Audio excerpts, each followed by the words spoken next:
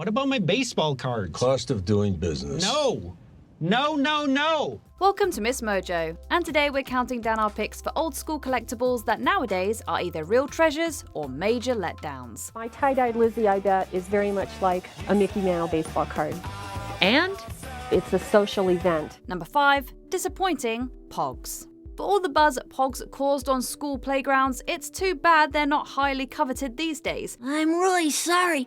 I kinda traded your soul to the guy at the comic book store. But look, I got some cool Pogs. Elf Pogs. Think those special hologram Pogs might be valuable? Well, you might be only able to get a few bucks for those. Well, I have like the originals, and they're like expensive, they're like 50 cents each. And then I have some of the fake ones like around there, and they're like 10 cents each. There are some vintage holographic skull designs that can fetch $40 plus on eBay, but aside from that, if you still have your regular old Pogs collection, even with all those designs we thought were so cool back then, you're likely to be disappointed with the return.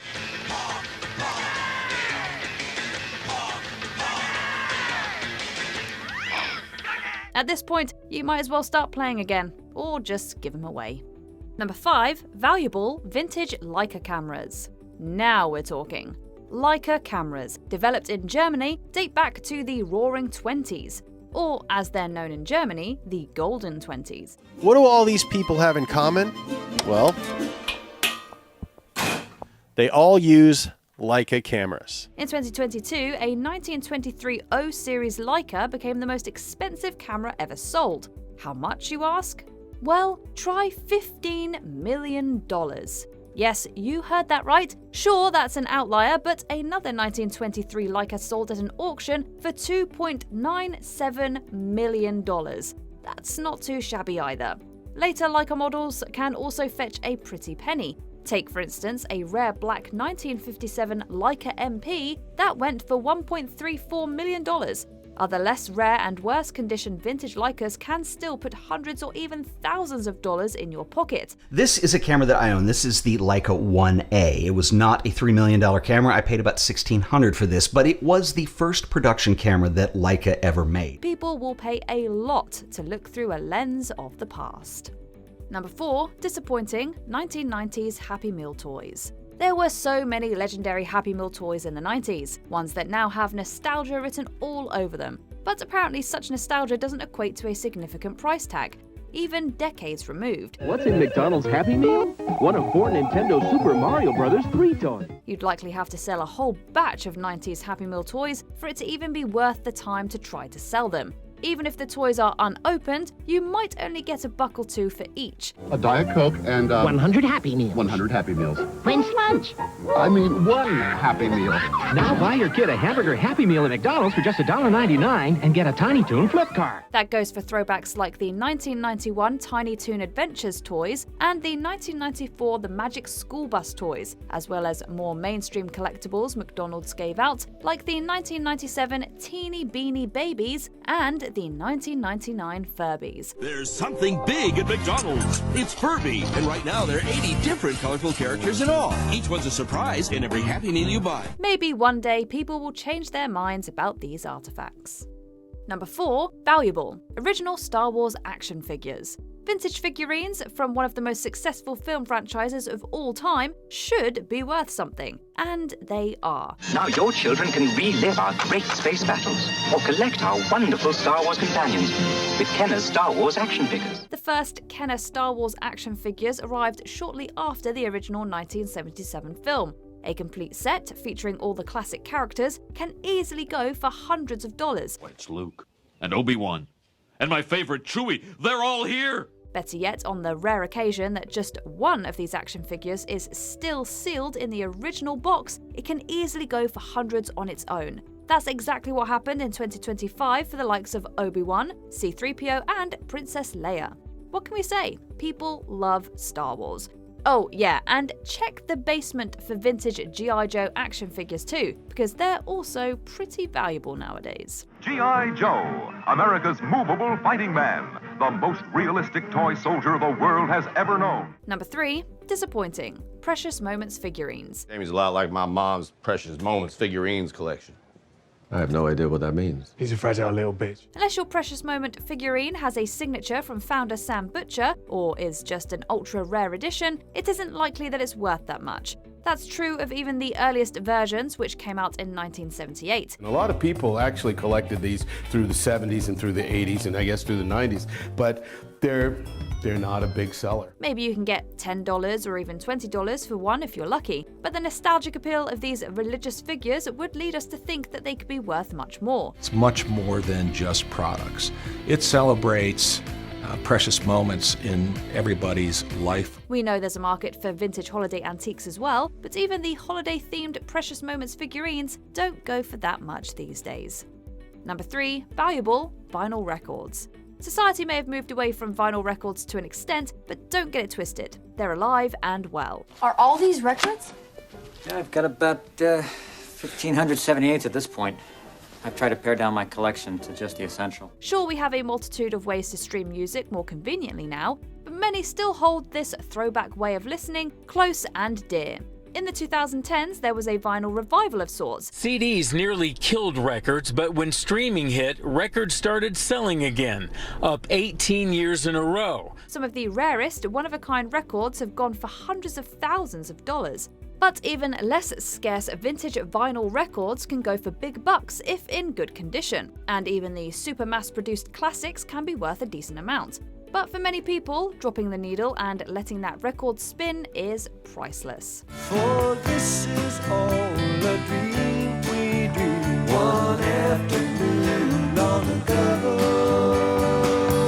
Number 2, disappointing. 1990s comic books. A lot of comic book fans have a pretty negative view of the 1990s.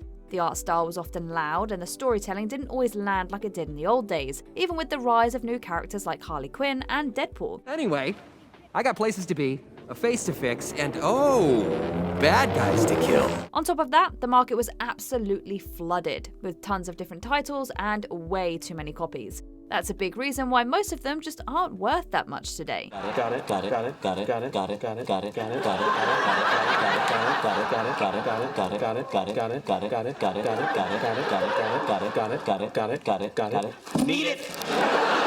Still, there were definitely plenty of bright spots, like The Sandman, Spawn, and Kingdom Come, just to name a few. But even those rarely go for much unless they're in near perfect condition. Number 2, valuable vintage video games. Factory-sealed classic video games can be worth a fortune.